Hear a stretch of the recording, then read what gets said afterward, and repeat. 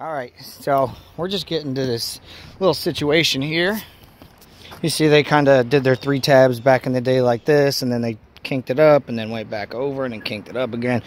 We're running a starter through there. I'm kind of figuring this out as I go. You know, it's one of those few times in roofing you really got to actually do a little thinking. So also the problem here is, obviously, I mean, there's no ridge to go off of to pull numbers from, but I still do want to do a good job. I want to make sure it's straight, you know. We care about doing things straight. This is James' side, not me, so I'm kind of just trusting him. I know this side did turn out pretty good.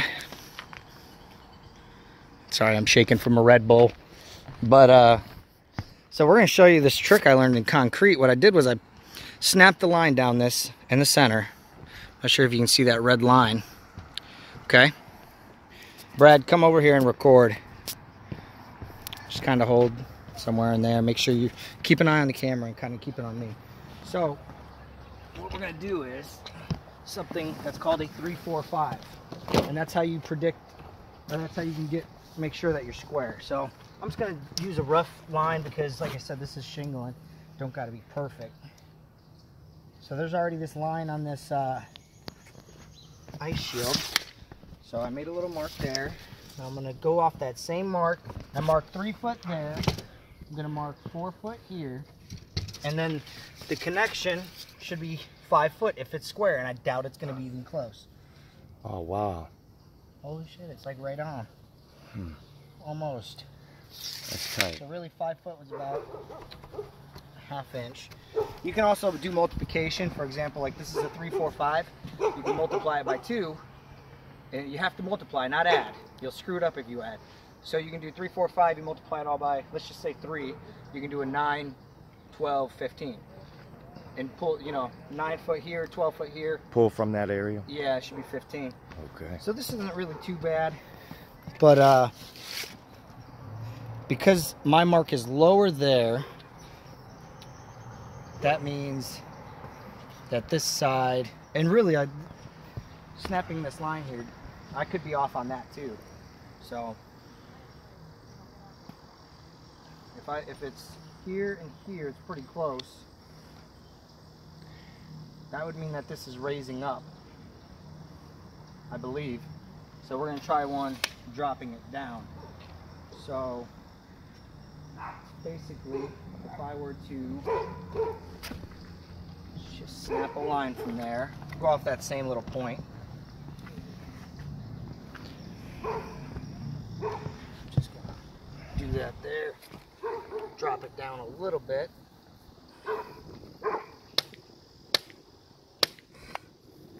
Got a different line to work off of.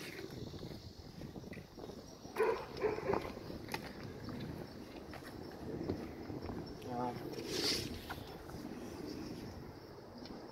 3 foot, pretty much in the same exact spot here. Yeah, it barely changes. Maybe I should multiply it by 2. Alright, so we'll do a 6 here, right down that line.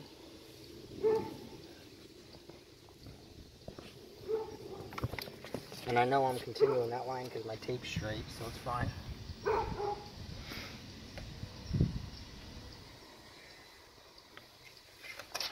Now we gotta go 8 foot here. Can you make sure that's on that line, on the white line? And then 8 foot. And then can you go put me on my mark over here? Wherever that mark was. Put just the edge, the edge of it on it. Good? Yes, sir. Here's where 10 foot hits. That looks a little better, huh? Well, now this one's a little higher. So probably somewhere in the middle of that. Alright, so one thing I forgot to do was tell my cameraman where to hold on here. So what I did was, like this line, I didn't have it long enough.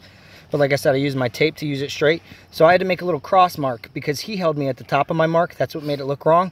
So he's going to hold me at the top mark. Or at the cross mark, I'm sorry. Well, let's see if you can see that. The shadow's in the way. Right, go ahead. Yep, right at the center of that. and the edge of the tape. We're gonna pull this, and there's that 10-foot. Here, I'll put it on that side so you can see, even though that's not how you're supposed to read it, but same difference. At 10-foot, it don't make that much of a change. So we used our 6, 8, 10 to find out that we are square. So that second line I adjusted made it exactly correct. So obviously that's let me make sure that stayed on. Okay, I thought I heard something. Obviously that's way overkill for something that you're not going to be able to see. You know, there's no ridge cap or anything that's gonna make my shingles look crooked, but I do care about doing a good job. So in this nice early morning heat, we took the time to make it right. All right, so I'm kind of all over the place on this, but now I'll show you how I'm gonna snap this through to make sure we stay square. So Brad's gonna hold me right on that cross, right in the center of that cross like before.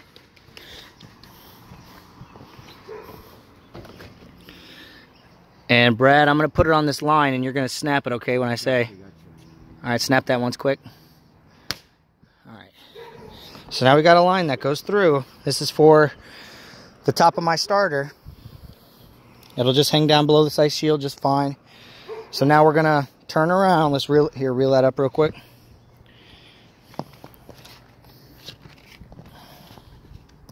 Now go hold me on my line. Hold me on my line.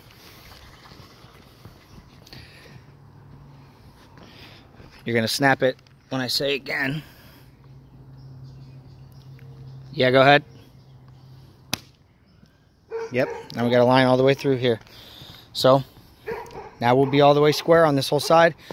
And then I didn't want to drop my starter to cover that. We're up on a, you know, we're up on a rubber roof. They're really not gonna be up here seeing this stuff or anything like that. So, and again, she didn't want to redo this roof.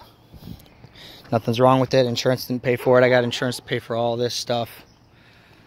So we got to get those jacks off and blow that roof off today, but big project. We're all over the place. We're going to run this valley. This is going to be our underlap side. We're going to start from the wall though, because of how crooked this is. There's no way to start from the valley, which on something this small I normally would. I'd run it run it left-handed just to get out of this. So, and then we're going to paint this for her, I think. So, let's see. And then this will just be our cut side or whatever, even though we do the California valleys out here in Northwest Indiana. Okay, so I just ran this out here. By the way, we're using brown baby tins. I know, trust me, the J channel is going to cover it on our siding. Usually I do color match it, but it's really not that important. So we got to this point where I'm getting ready to start kind of going underneath here, but as with all valleys, I'm sure I got to run this cut side under once before I run my underside. So Brad's gonna hold you here while I double check what I think is correct and try to figure this out. So we're gonna put one here.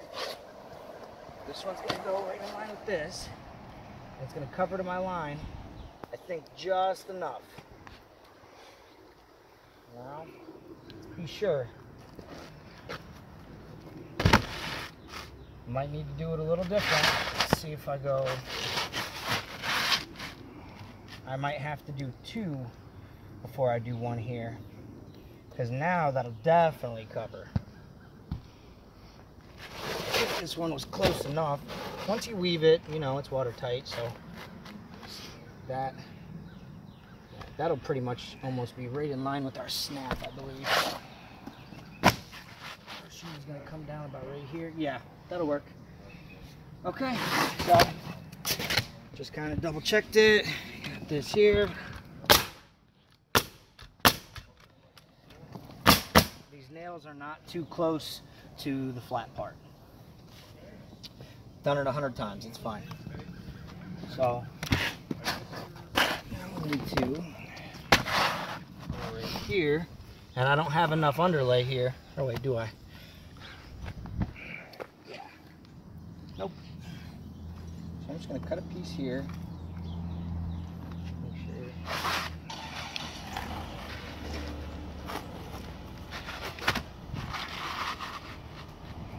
Put a little piece here.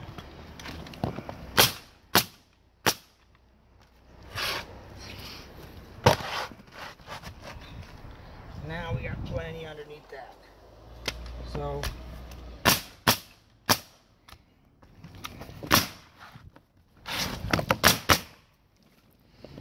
all right, now the rest of them will go up. So let me just first figure this out real quick. Y'all can be part of this. Stay focused here, Brad. So, we're gonna have to snap a line now. So here's how we're gonna do this. I'm going to take my tape measure, wherever that may be. Okay, now right here, is what we're gonna wanna go with. So from this point here, got about 39 inches. And I might have to go off of a second shingle because 39 is going to land real low down here. But I may be able to do it. So 39 will land here. That's how much shingle we're going to be burning. Holy cow. In order for that to be straight. So, well, we still need to do it. So I'm just going to make a little score mark. Not going through the shingle, just a little white mark. Okay. Alright, we're gonna snap that out. Where are you putting all my dang tools, Brad? All the damn show the struggles. I know, but Probably made it its way to this box over here. the chuck, yes. Sure as hell did. Alright.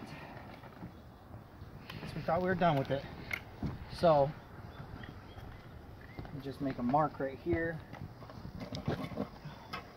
Hold me right on that mark, Brad.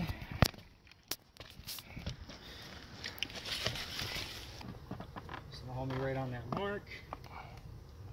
And I'm gonna pull tight. You good? Yeah. Ready to pull tight? Yes. Alright. I'm gonna snap a few times. This thing's running out of chalk, but I can see it a little bit. So that's going to be our straight mark with the ridge. Wow. Yep, that's it. That's what we got to do here. That hurt. That hurt. That hurt. Mother be eyes, right? Okay, so now we should be running pretty close to square with this. Actually, I'm gonna put a baby tin on here. The brown one. This is part's a little bubbly here. We had to cut a bunch of those. Ooh, yeah, that's bad. Okay. Yeah. So we have to pay attention to here. So I want to see how much I've got to cut off of this. That's plenty. I don't got to cut it till right there. So we're right on that line.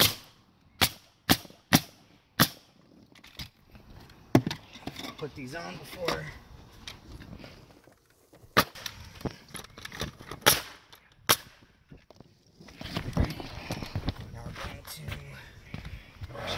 Straight with that line there. Put that on there real quick.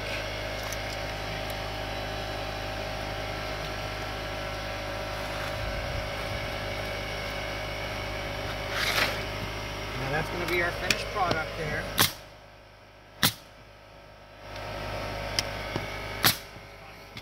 Hopefully that's fine. I'm trying to avoid my nails here. I don't know how this is going to work out too well. You know, I can do this as regular. Should be able to.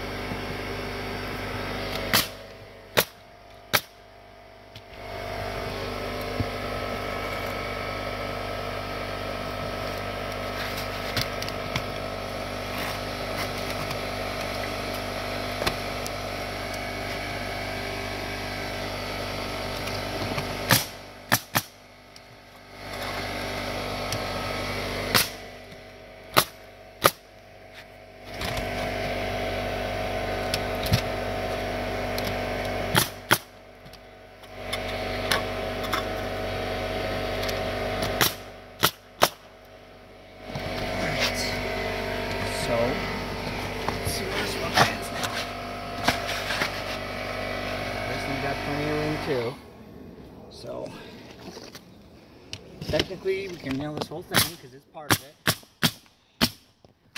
Alright. Shingles are in a weird spot. This is why we don't separate them, Brad, because now I can't set them down. Here, I got. No, it's fine. You got. Okay. You're good. Okay. I just got them in a weird. Now the tar side's down, no matter what. You know what I mean? Yeah. The tar side's down, or I'm setting it in a weird spot. All right.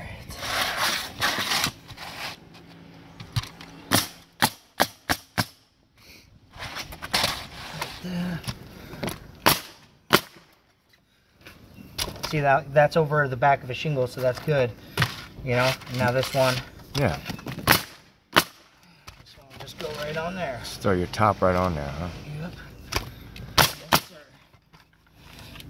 And then they do make a corner tin for this. Yeah. That's usually used for like around chimney corners, or you know what I mean, where you have like an outside corner there. Right. But what I'll do is I'll straighten one of these out. I'll fill this with a bunch of silicone. Usually I do have those on site, and I'll just put like something like that. That is what it is. I'm gonna put my knife in my ear like it's my pencil. All right, so let's get back to this weird stuff. Yeah, I figured I'd do one while we're getting into some of this weirder stuff, you know? Take some thinking. Did you ever find the guy who did flashing? That's perfect. The brick guy? No, I didn't. Yeah, I talked to the other guy about it. One of my other guys, and he said to call that same dude, but he didn't have his number, and I don't either. So I can try one more time with. I think he still works for my old boss. I'll see if he. I have a neighbor actually. Okay. But he's retired, so I don't know if he'll do it. Okay.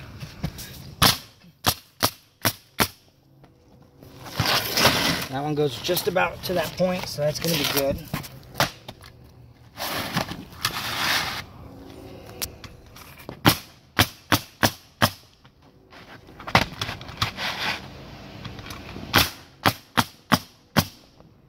Let's see where we're at now.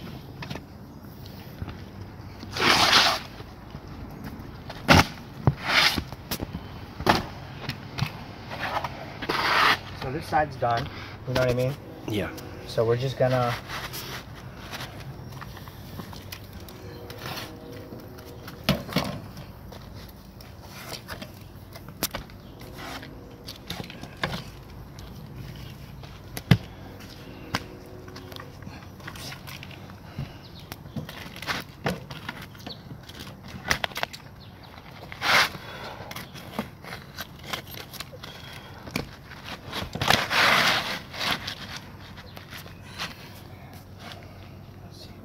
I'm gonna want to go off of no more. But the shingle. But that shingle, factory edge, you know it's still going straight. So this one, I'll just put a nail right. Actually, I better. That one's got a big gap anyway. I'm just gonna shorten this up a little bit. That way, Staying out of it. that way I can nail this edge and also nail this edge of the shingle. Oh, that you're- lands right on a seam. Right on a seam. I didn't even pick that up. Let me put it in between now. Hopefully, we got enough play in that shingle. Now it's away from that and away from that.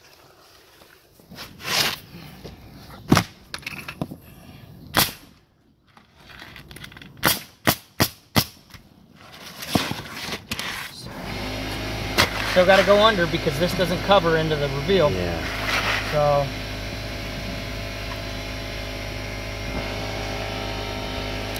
Take a little off of this one too.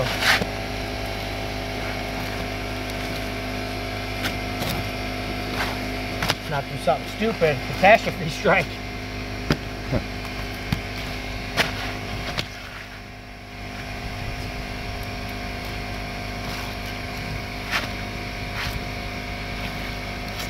See if that gets us close.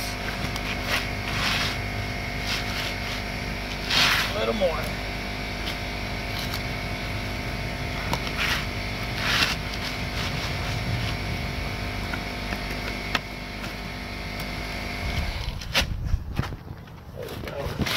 Actually, probably had it just about right. All right.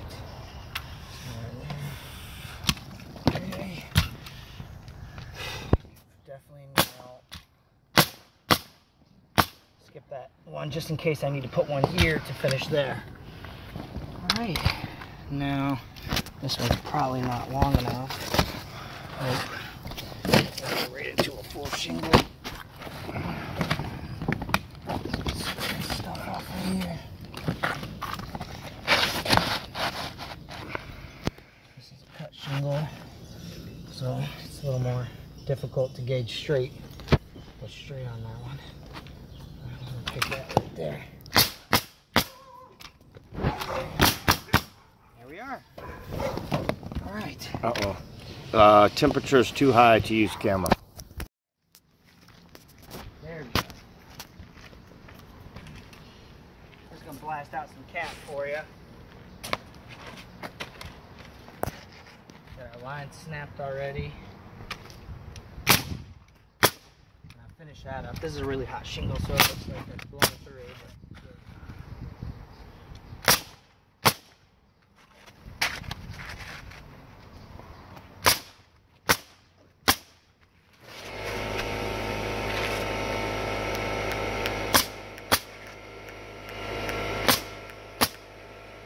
Hold.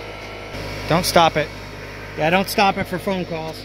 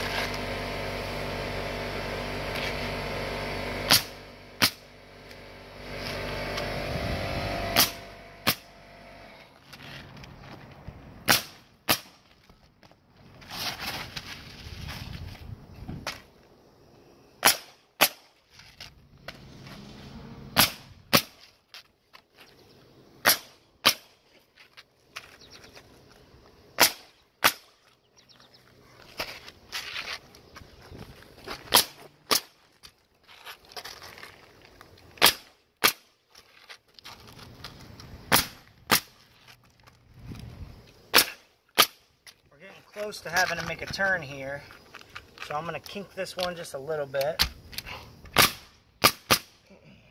and put a nail right there. It's not catching much.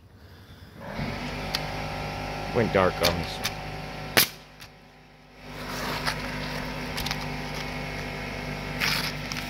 Now you want to try to keep your turns consistent.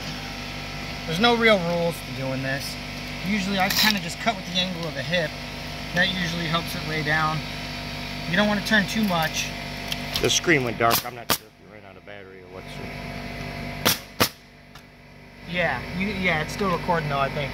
Gotcha. So we're gonna go back. Oh, I missed the tar line there for some reason. Got Brad over here talking on my backstroke. Sorry about that. And now we're gonna try to keep this turn consistent, like I said, until we can land back on that line.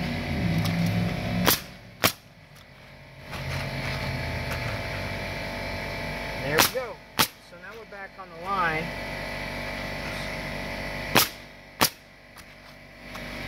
Let me show you how to finish this off now. Come over here to this access side and you just kind of give that a little cut.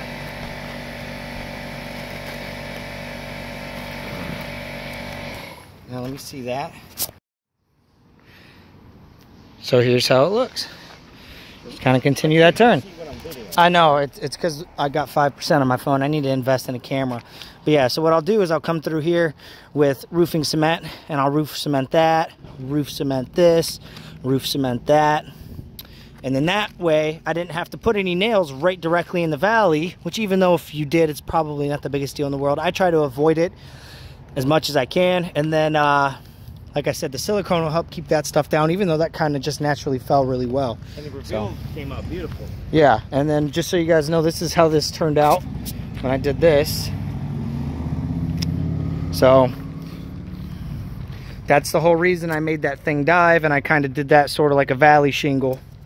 And I picked that height to go with because of how it is here. I didn't want to go too low over there, because then the nails that I'm putting in right here all along this shingle would be too low to where, you know, the water or the snow is going to sit. So we got this little valley here. Just busted all this out. Got the first piece of cap installed on a few of these. I just want to show you guys that. Maybe I'll do a video for this band-aid here. I'm not sure. We got to work our way up to the top of this somehow. There's really, I don't know, see what I do and see if you got a better idea how to do it. All right, so here's what I did here. The key to doing one of these, what I just realized, is to make sure that you do two sides like this, then two sides like this. Don't just work your way around kind of like I did. I had to stop and lift this one up and put this under there and then put that back down. Now that's just, here's the reason why. So that our band-aid here can look complete. All right, give it a couple extra nails so my cut don't go. Make sure that'll stick down. So we're gonna expose the tar line here on this other side. So we'll just cut the tar line off of this one. Alright, and we're just gonna band-aid as usual. Cover up all those exposed nails.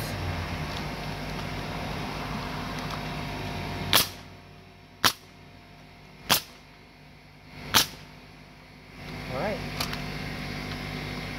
And just, that's it.